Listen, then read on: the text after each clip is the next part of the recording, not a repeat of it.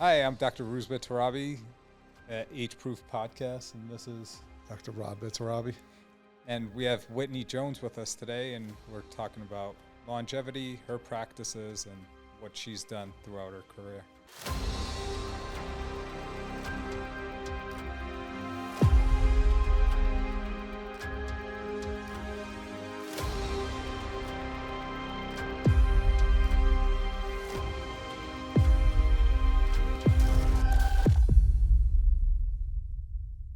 So what did you do to your shoulders?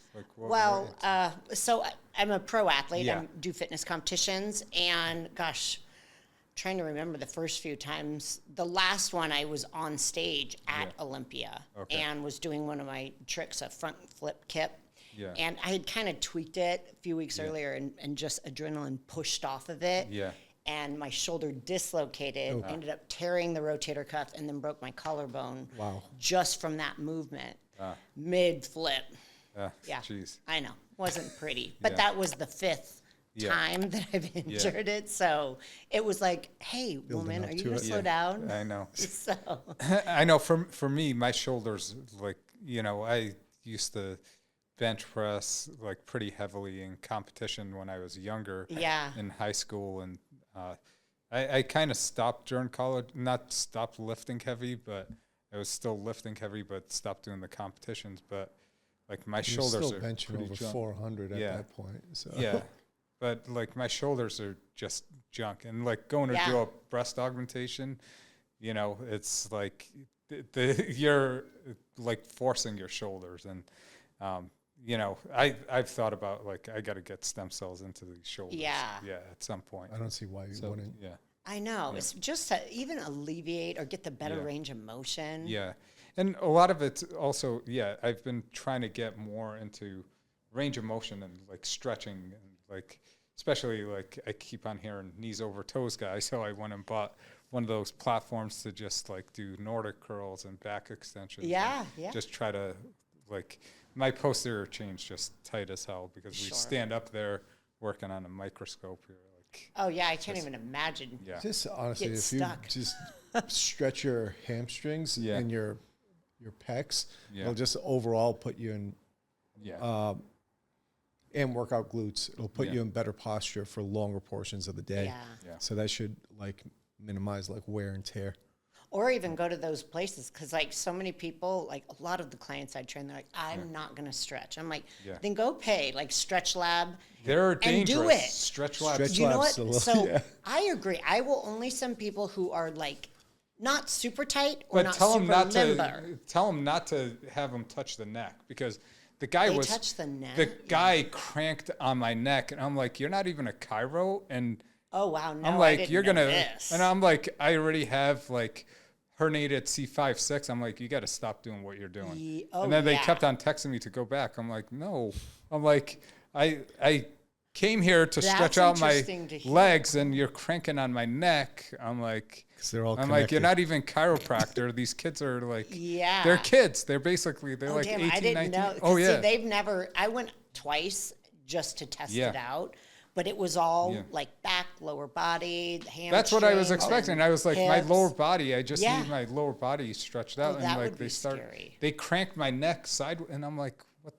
And my nurse practitioner, she actually dissected her carotid, and she continues to have issues from a chiropractor. Oh, like adjustment. wow. Yeah, aggressive adjustments not I'm good. not a fan of chiropractic. So I'm biased, but like if you're gonna go, just go to a manual therapy certified physical therapist. Yeah, someone who knows what they're doing with anything, though, right? Like make sure whoever you're paying services for, that they know what the hell they're doing. And I did it to just like check it out. I'm like, if it's place I can go and they just stretch out my legs for me and get me a little more range of motion. Then I was like, no, this is fucking scary. Oh, that's scary. Yeah, no. My wife's a therapist, so she does a great job. Yeah. The funny part is I was just like, because they do insurance and they do in Scottsdale, there's a cash pay patient clientele. And I kept asking them for our patients, like cosmetic patients that don't want to go through insurance. And when she told me their cash pay price, it was like cheaper than massage therapy. You're kidding. No, I'm not. This is what, like, I'm in medicine. I always thought like, oh, that'll cost me that much. So even if you do have insurance, and some people's copays are higher than just paying cash out of pocket. Well, massage therapy, you're talking about massages going to like Phoenician or well, it's definitely Omnia cheaper and than stuff. that, but it's, Yeah. I would say it's close to like But it's very similar to like going, median, yeah. not like, because you Not pay a for the smoke amenities. place, The other places you're paying for like, their hot tubs. And Sure, stuff. all the different Yeah. amenities. And Yeah. but it was, I was just like, oh wow, I didn't realize that. Yeah. So I'm sending more cosmetics patients just over there. Totally. I know how well she's trained and how much schooling she's gone through. And anytime we get like aches or something. Yeah, you're like, help. Yeah, I mean, Especially at home. do I You're still like, have hey, the babe, bruising it's been from a the rough cuffs? day. Yeah, cupping and Yeah. needling. Yeah. Cupping, dry needling, Oh, kinesio tape. nice. And then the manual therapy is just fantastic. But yeah. you also have to be adamant about doing stuff yourself. So if you're 100%, not, yeah. again, gotta stretches, play your part. exercises, because some people are like, oh, I just want to get massage. It's like that'll help, and certain manual will help. But if you're not adamant about how you feel, it's going to be hard to get better. For sure. Especially, I mean, who do you train? Are you training like athletes or? Both. I train pro athletes who compete in the world of bodybuilding, but I Yep. don't train any like bodybuilders. So my specialty when it comes to athletes is females, specifically in the fitness division. Yep. So that's the division where we do the flips and the Yeah. jumps and the choreographed routines, or bikini athletes, figure athletes. So not the overly muscular. Yep. Basically, anyone that gets on stage and has to flex, that's not my forte. It's all the divisions lower where it's kind of like a beauty pageant with muscles. Or the athletic component, which is the fitness division. But then I also train everyday lifestyle clients, as well as a specialty in pre and postnatal. That was always my favorite. I'm a mom, so the biggest thing after having kids was like, oh my God, am I going to be able to get my body back? Yep. And clearly, there's always cosmetic surgery, but you've got to do your part first. Yeah. And then if you can't, that's where, you. Well, my wife's go to been that. looking for someone, so that's perfect. Yeah, right? Yeah. It's just like those women need that boost of confidence. Yeah. And you're so tired and you look in the mirror and you're just like, what? Yeah. So just having, that was always my favorite. To make like, time be for there with yourself, and women. that's the biggest thing. Like my wife tries to do everything for everyone else, and then like her time's like the last thing, and I'm like, no, you got to make your body your priority. Sure. And she kind of looks down on me for actually doing the total. I'm like, it's me first. Like we have people to take care of our kids. I'm gonna go and do my workouts, make sure I'm ready to leave the house when I leave the house, and then go to work, and then come back, and if I need to get another workout in or whatever, but spend some time with the kids. And the way I've started to do it is take the kids into the room and work out with them. Yeah, They work out with totally. me. So Heck to yeah. help this situation. But it's like you got to just put yourself first and just take care of it. Otherwise it gets out of hand. I agree. Like I was a single mom. My boys were 3 and 5 when I suddenly became a single mom, and it was like, oh my gosh! And I owned businesses, and I'm chasing world championship titles, and it's like, how do you prioritize that, right? But I realize if I don't take care of myself first, especially mentally, you've got to have that time to check out and do something for you. Yeah. Then you can take on the world and you can handle it. Otherwise, it's like that resentment, and you're just like, everything feels so heavy. And even if it's 30 minutes a day, it does wonders. It does. And like I noticed that, like I went to Ireland and I had a tough time with like jet lag and getting back, and before I went there, I worked out pretty hard, and then like all of a sudden I'm like, was so busy as soon as I came back. I was like, no, I gotta like get in there and just take the time and do it. Like, and there's just like, I got a small amount of time to get things done because the kids are going to go to sleep or the kids are going to wake up. So you got to just get things done. Don't you just wish we could have clones already? I know. Yeah. Yeah. One day. At least one to The sleep. humanoid robots are coming. Exactly, right? We better be careful. He can lift the weights for me. Yeah, totally. There you go. No, but the one thing I was going to ask, but a lot of people underestimate how much that prenatal period is important with postnatal care.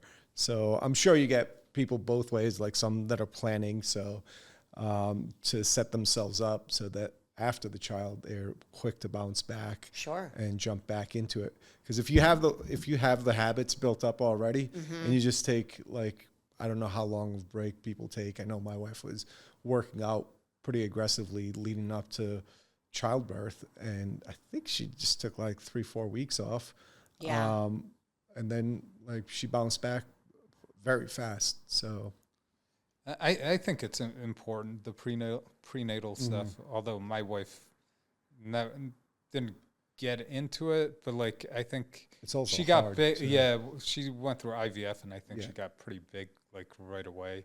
She's got a small torso, and I think like too many hormones and stuff. Well, yeah, that's a lot yeah. with that process. It's also easy for us to sit here and yeah, talk about right. it. But like overall, I Like think being pregnant and getting to the gym. it helps with like I forget what it was. Like I was actually thinking about it, and like, you know, like having her like work out and stuff, especially like if she wants to go through it again, you know, just so she can keep her musculature and stuff so she doesn't lose it, and then like, you know, recovery and stuff I think would be a lot better. Because having a good foundation is crucial, even just especially for women who are going through fertility treatments, because mentally the horrible. mess that you go through, and I was one of those as well with my kids, and it's like this constant emotional roller coaster. It's great to have that to kind of pour into as you're in the process. Now, not going extreme, because that's where some people are like, I'm planning to have a baby, I need to get fit now because I'm going to gain weight. Not the right time. Or I just found out I'm pregnant, I can't get fat. Again, not the right time. So, but having that good baseline of, you know, at least light lifting, some type of cardio or activity that you're doing, and building that strong abdominal, that core, that abdominal wall is going to help labor, delivery, all of that. Yep. You'll push that kid right through the room. Just boom, boom, rocket.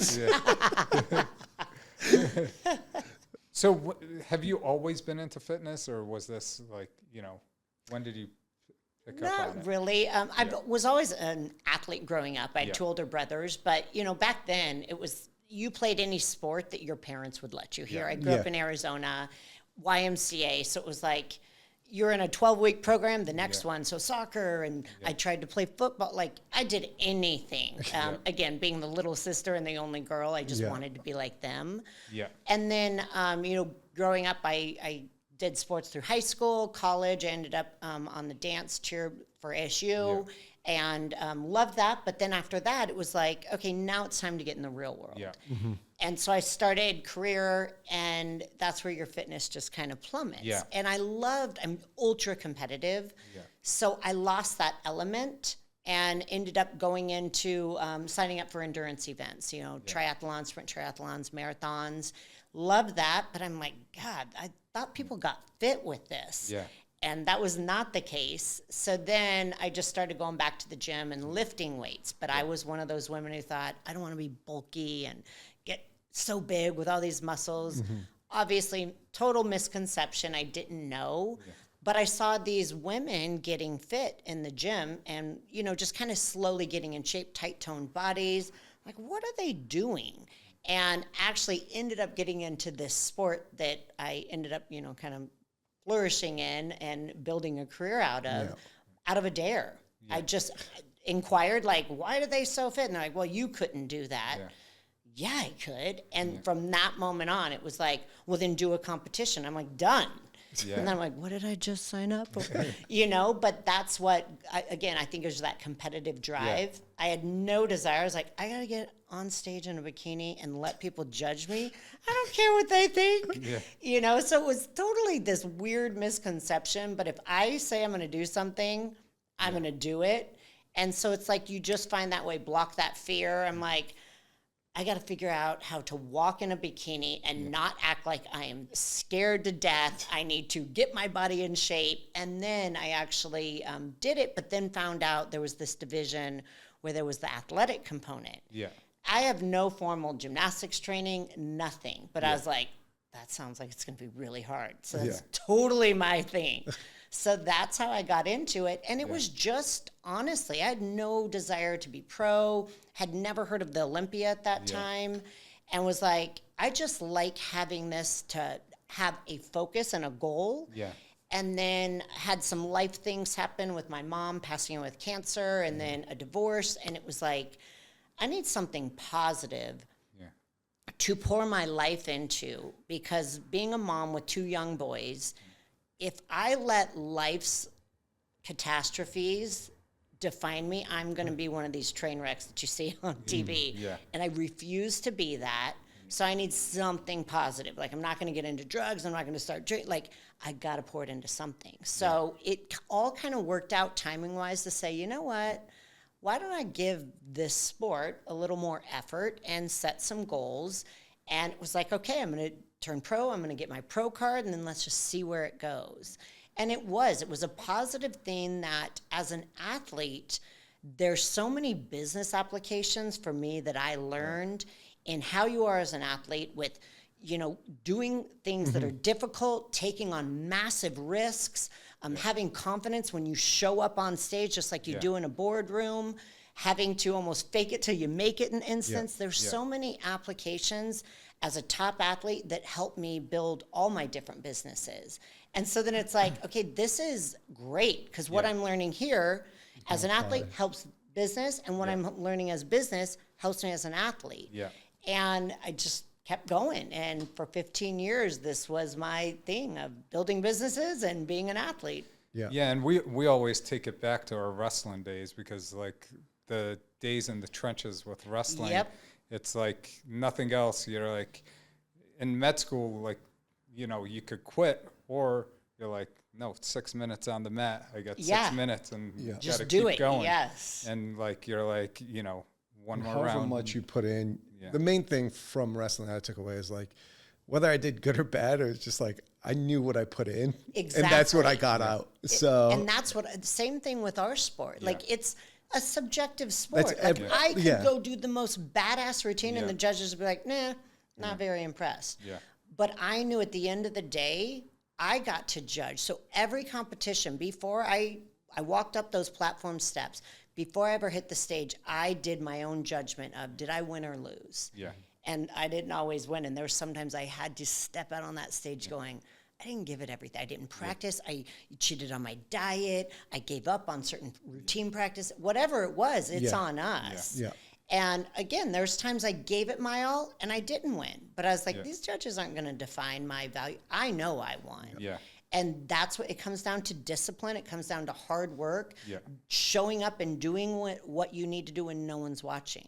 And that's what helps us as human beings in our line of work, whatever that is just doing the hard stuff when there's no prize at the end of the day in and day out. And like Vision Quest, I always talk about our Vision Quest that, you know, our coach would lay us down and talk to, just walk you through your moves to win the state championships. And like, you'd go through it over and over again. And like surgery is kind of very similar. You know, you're like, you kind of pre-plan everything, look at the pictures the night before, the day before, and go through all your steps, you know. And I kind of got into plastics kind of the same reason you got into the fitness thing. People told me I couldn't do plastic surgery, so I was like, oh, all right. You're like, really? Right, we'll Try see. me. So I just put my head down and continued going, and it was like every step of the way, everyone told me I couldn't do it. So like, but now, you know, I've been in practice for 10 years, so. And people chuckle in like 3rd and 4th year. Like, oh, okay. Right. Out of the Caribbean Med School, you're going to go become a plastic surgeon. I still remember that. I'm like, we'll see. I know I got a shot at it, and I know you don't. What lights a fire? Like, when there's that doubt, if you have that discipline and your self-confidence, all you need is a little bit of doubt to be like, oh, it's on. It's on. Yeah, because even like my last year of wrestling, like I'd go into tournaments like, and it was bad because I'd like drink and be hungover. I don't drink anymore right now, but like I'd be hungover and I'd go and like win these big tournaments with No like, way. and I used to be like 200 pounds wrestling heavyweight, like people up to 275.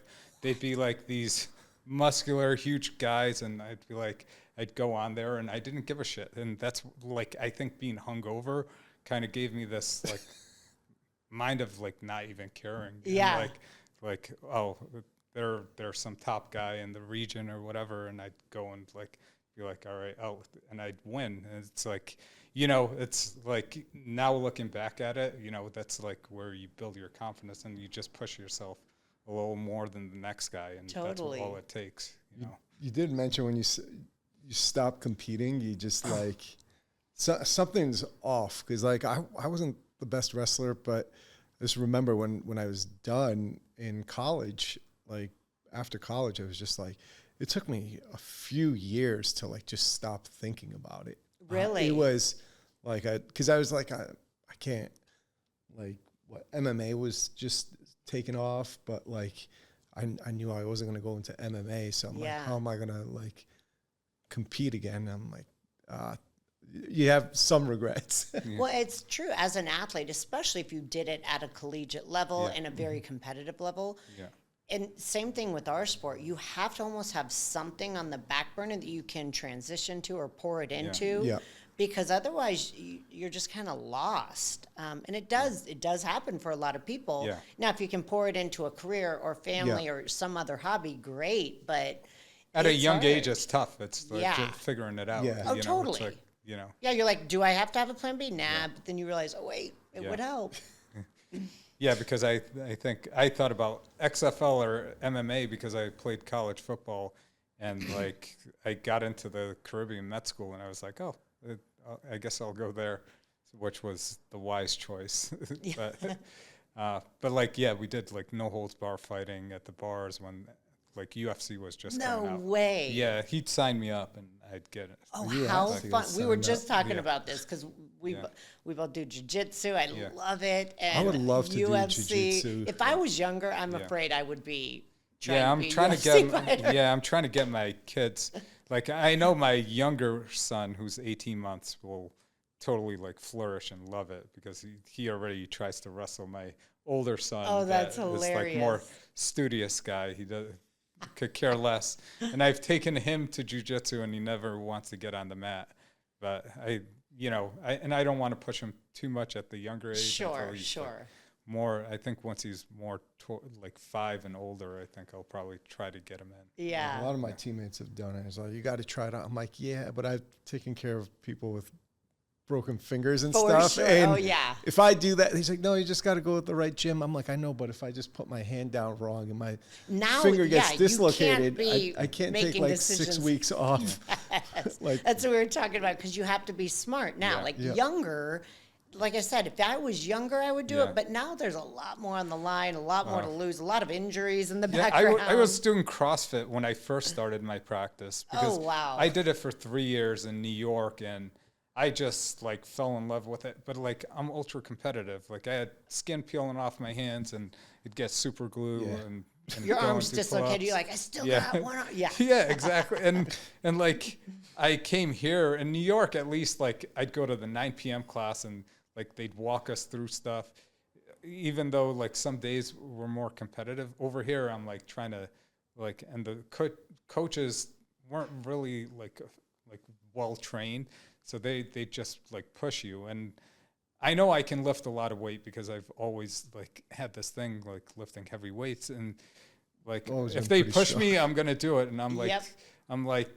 I'm almost 40 and I'm like trying to, compete with these like kids out of college. And I'm like, I had to take days back and I'd be like, what am I really doing? It's a reality check. Yeah. And once my wrist started hurting, I'm like, okay, this is like, I got to operate. And I stopped doing CrossFit. Oh gosh, yeah. Especially being in the medical field, you see all that. I have never done CrossFit. Now I still to this day I'm like, I'm going to do it. But all my friends, coaches, they're like, you can never do it. No, you'll because tear up your shoulders. They're like, Oh, you've yeah, got yeah. too much going on Yeah. already, and Yeah. you will just go not realize it because you have that adrenaline, that competitive. Yeah. It's like, oh, Yeah, You- you it's, have it's everything not that good would for miss. competitive people. oh no, Because yeah. my wife Shoulder used surgery to go number with me, 6, and 7, she's like, 8. you got to slow down. You know, like I slow down for a little while, but then it's like, you know, there's that tick that hits you, and you're Yeah. like, you know, like the CrossFit games would come, and I'm like, no, I got to be like that guy. And Totally. all of a sudden, you're back on the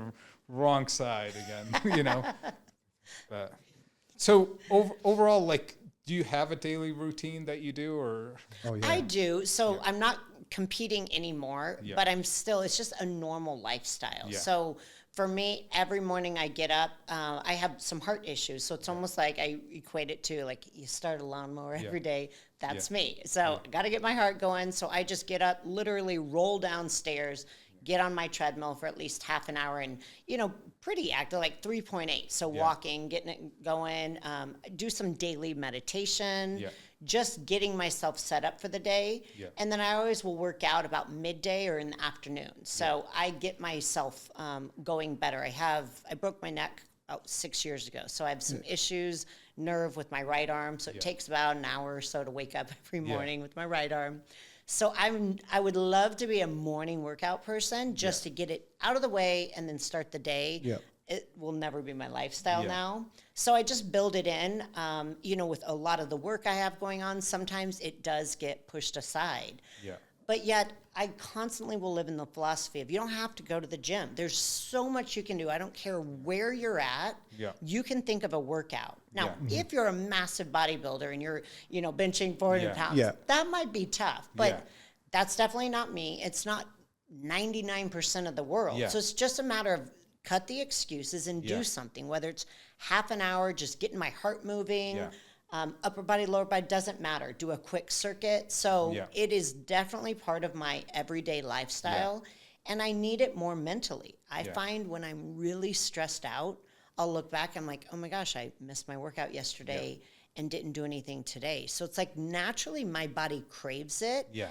And that's one of the best benefits for people who, you know, we all have been active, we're athletes. So telling us to work out is not hard. But there are a lot of people that is just like, they would rather get stabbed in the eye. And it's like, no, you really got to work out. So how do you get them to adopt this lifestyle before they are forced to do it? Yeah. And that's where it's tough. And so, you know, a lot of times you take it back to like old school PE.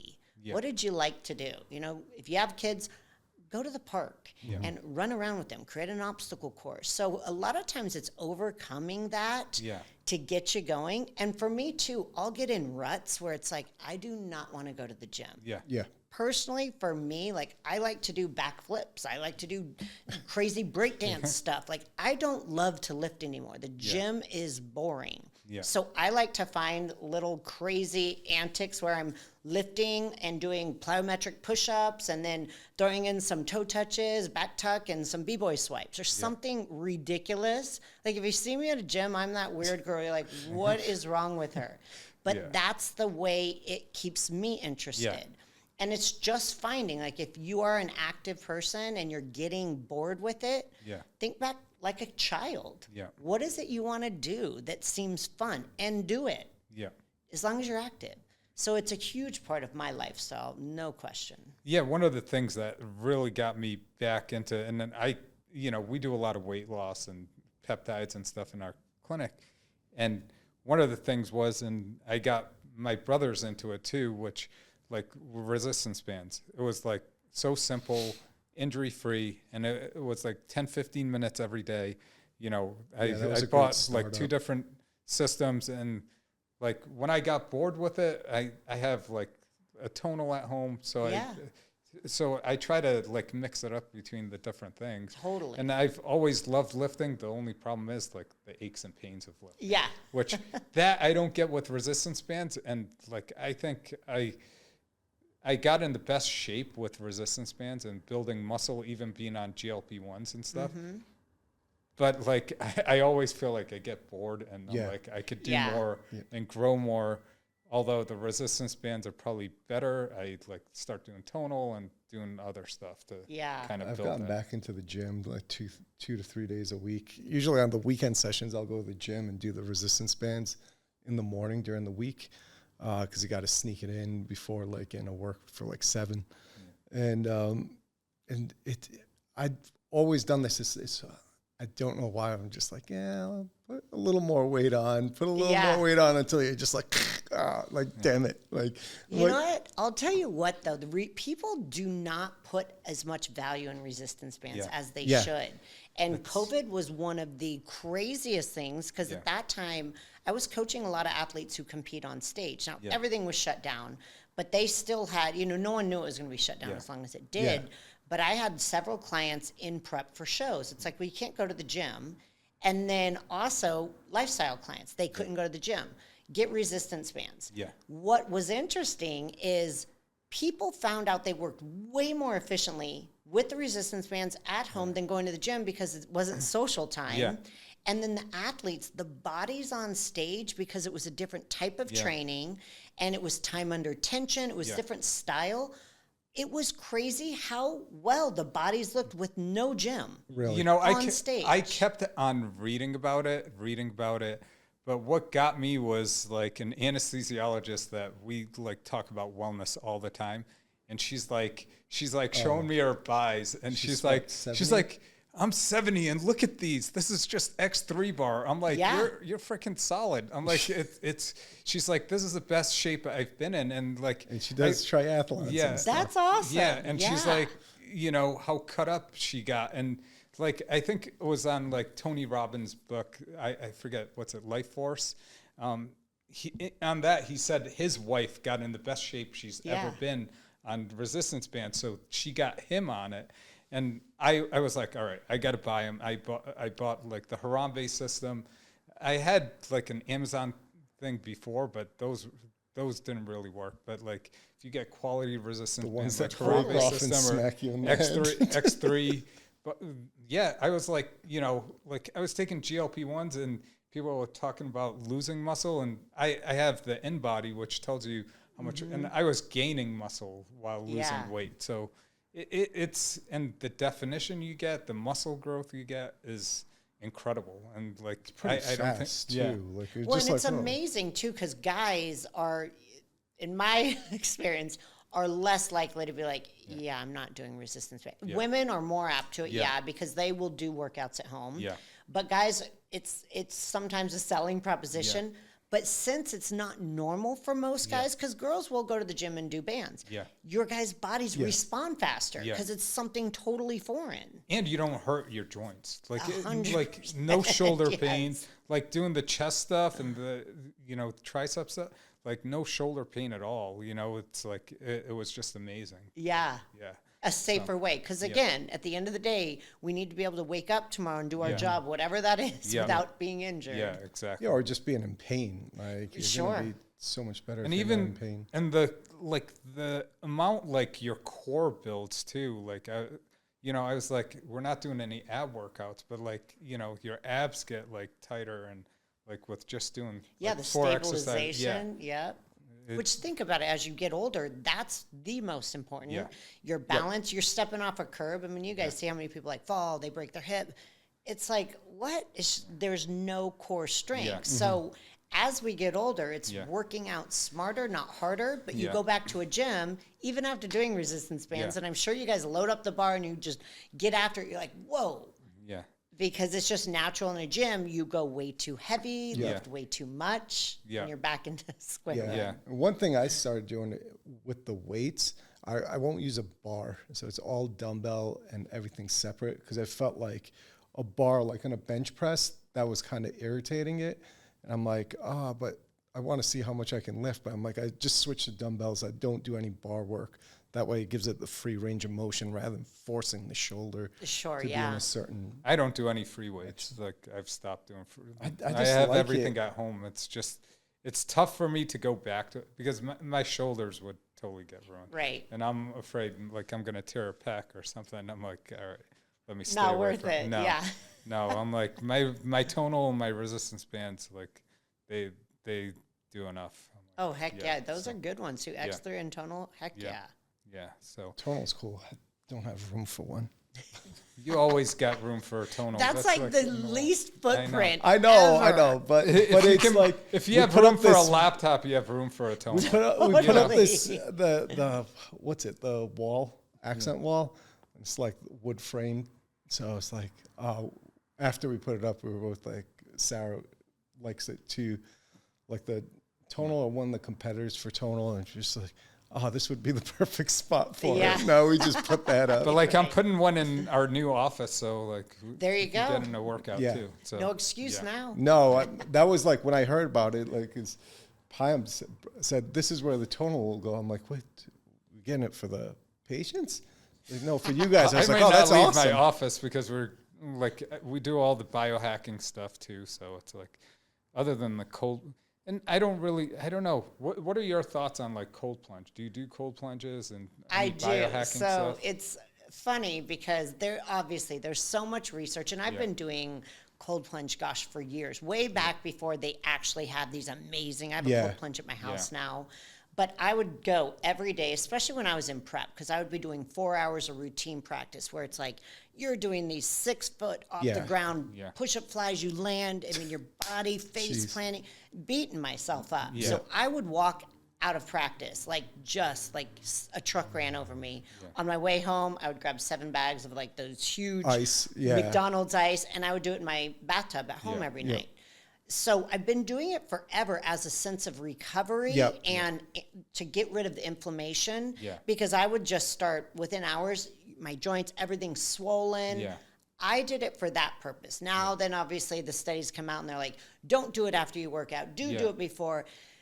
Truthfully, I have found for me personally, it does, when I'm doing it regularly, I can eat a lot more. It does have an impact, a positive impact on my metabolism. Now, I've always and only done it post-workout. Yeah. So I've never been one to do it before, and I don't do it in the morning because my heart rate and all that stuff is so low that my doctor's like, don't be an idiot. Yeah. So I've only ever done it post-workout.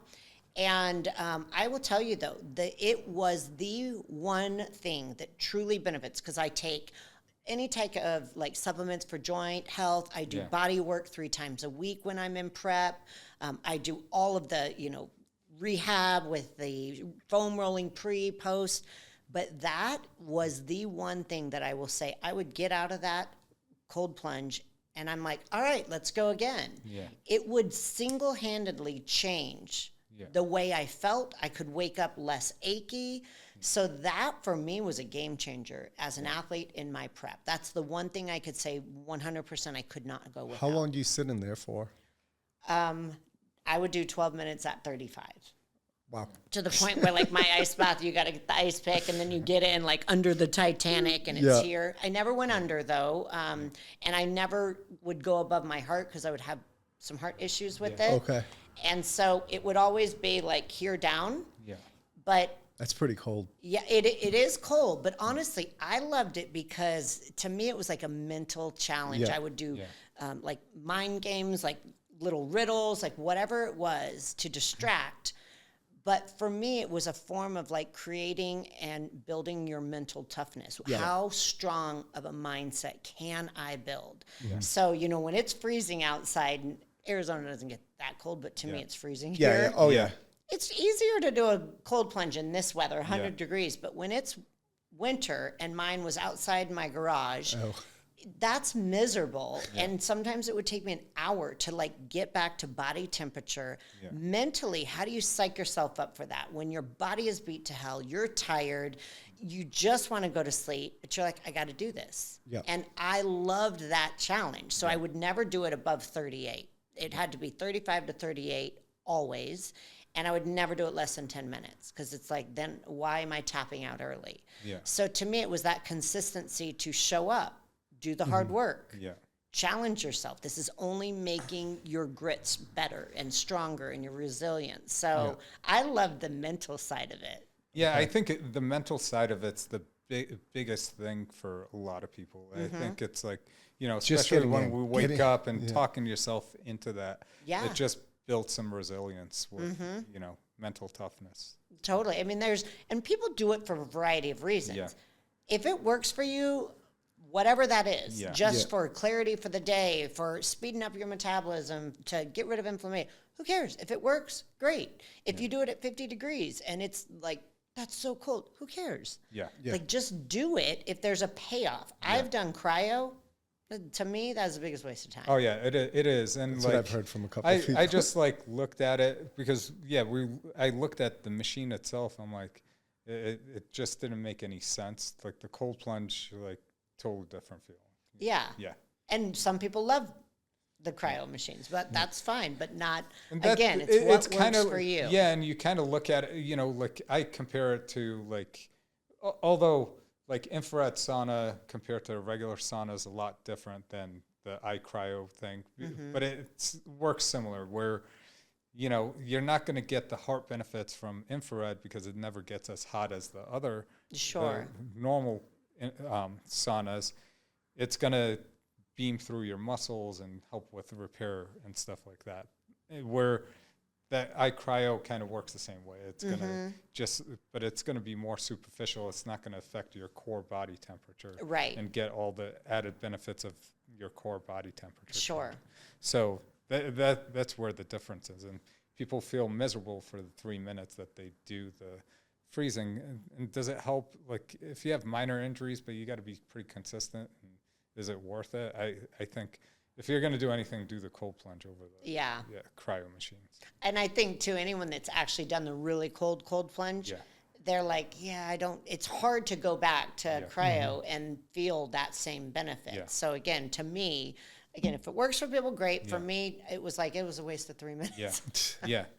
Yeah. No, I think like, and those are probably going to go to the waste as, more and more people just pick up on cold plunge. It's so much easier and better for you. I think so too, actually. Did a cold plunge for 6 minutes. I don't cold plunge much, but Yeah. I got membership at the gym for it. So Did I'm like, you? Yeah. I'll jumped in like 3 minutes the first time. And I think it was set like to 33 to 35, like the Really? range you were saying. And then the second time I went in for like 6 minutes. And the guy came in next to me. He's like, how long do you usually do it for? I'm like, it's only my second time. He's like, oh, how long? I'm like, 6 minutes. And he was just like, what the hell? He's like, I've been doing this for a year. He's like, and these are like some of the coldest cold plunges I've been in. Oh, wow. He's like, I didn't know you should go for more than 5 minutes. I was like, honestly, I didn't look up the exact numbers. And I'm like, this can't be one of the even if cold. you do a minute, it's fine. But like, even 3 to 5 minutes it's the benefits should be there. When I've had people say, you do it too long. And I'm like, maybe Whatever. so. But again, Yeah. But you're doing it for, like healing your joints and muscles Totally. and stuff. So And I got Longer out of there, story. and I was like, it was funny because I wasn't used to it, but like your whole like skin is numb, and Yeah. waking up, and like when you ice an area, it was like that. I'm like, oh my god, what is this? yeah, I haven't gotten one because like I think my wife would kill me. I already have too many things in our bedroom, in our master bathroom. Got like a sauna. I got all this like gym equipment. Like I think she'd kill me if I had the cold plunge. I just do it during the wintertime. I just jump in my pool. When it yeah, gets for cold sure. I mean, that's an easy go-to. Yeah. Do you know recently, so I lead this youth entrepreneurship program here in Arizona, and we had an event 2 weeks ago, and it was 46 young adults, age 18 to 24. And so we had Optimize come out and do cold plunges. Over half of them had never done a cold plunge. Yeah. So for someone who's never done it, first of all, it's like you're kind of put on the spot. Shockingly, everyone did it, even though the ones who were totally scared, it was 35 degrees, and they're also younger and they have to, get into a swimsuit. So there's all these variables. But to your point of why people do it, it was that mental challenge to be like, don't give up. Mm-hmm. And it was so impressive to see several of these individuals who were like scared to death and terrified, but just having that support, and you're not going to die from it. But that's where people are like, I don't want to do a cold uncomfortable. plunge. Yeah, it's like get comfortable being uncomfortable. It's the first step to really leveling up. Yeah. And so I always will encourage people to try it, whether you start at 50 degrees or whatever. Getting out of it, I don't know of anyone who's like, that was the best thing ever.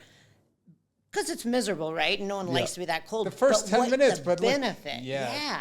During the day, you're like, holy shit, I feel a lot better. Like, you know, like super after an hour, energized. you're A like, couple times Right? I've done it, I'm like, woo, ready to go. And that was after a work day. Totally. And it's like that sense of accomplishment. You just did something hard. Yeah. So for people who ever hesitate, dare yourself to do something that makes you so uncomfortable, because the benefit you'll get from it will be pretty eye-opening. And it was awesome to see all these young adults being like, wow, it's like a light bulb went off. I think one of the big things to show is like, you know, how you talk yourself, because Rogan always talks about it too. He's like, I have to like get my inner bitch out. Yeah. And I have to talk myself. And like people got to realize it's because you see all these people just like jumping in that cold plunge, and it's not that easy. I think showing these people that like, no, it's normal. Everyone's like, you could be doing it every day, but you're still talking to yourself. Yeah. Talking yourself into jumping into that cold water. Yeah, it's still uncomfortable. Like Totally. people think, oh, they're used to it now. Although your body gets more and more used to it, you still feel like a bitch. Like You're like, ooh, I hate this. Like the first 10, 15 seconds that I get in, I'm like, I hate this.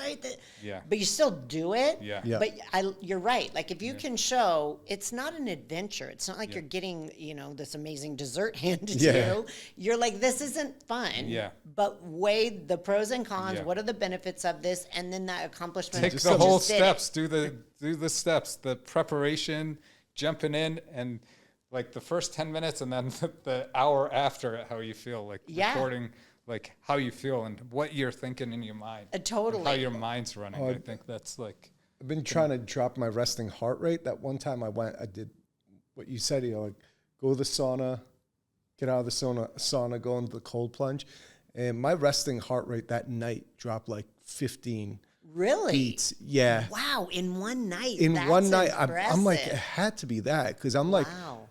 I was still trying to bring it regularly below 70, but it was like 75 to 78. And that night was 60. The next day was like 65. And then it shot back That's up. your resting? Yeah. Do you ever actually sleep? oh yeah, ours runs in the 70s. I drink too much caffeine. Okay, yeah. And alcohol messes it up too. Yeah. Oh, for alcohol sure. just destroys it. But our like even our what's it the what is it, heart rate, HRV is like it's way too low.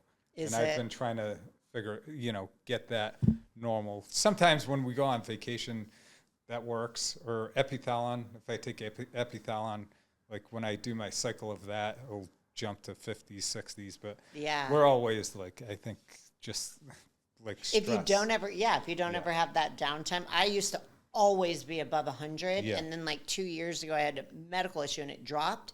And I've been above 100 once. Yeah. And it's like, I will notice days that I'm sick, Yeah. which is weird, but I just lay in bed because I'm sick. Yeah.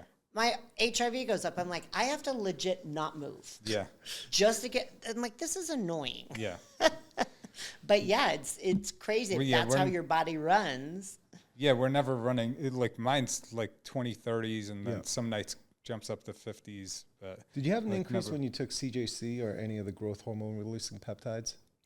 Not really. It's more epithalon than Okay. anything else.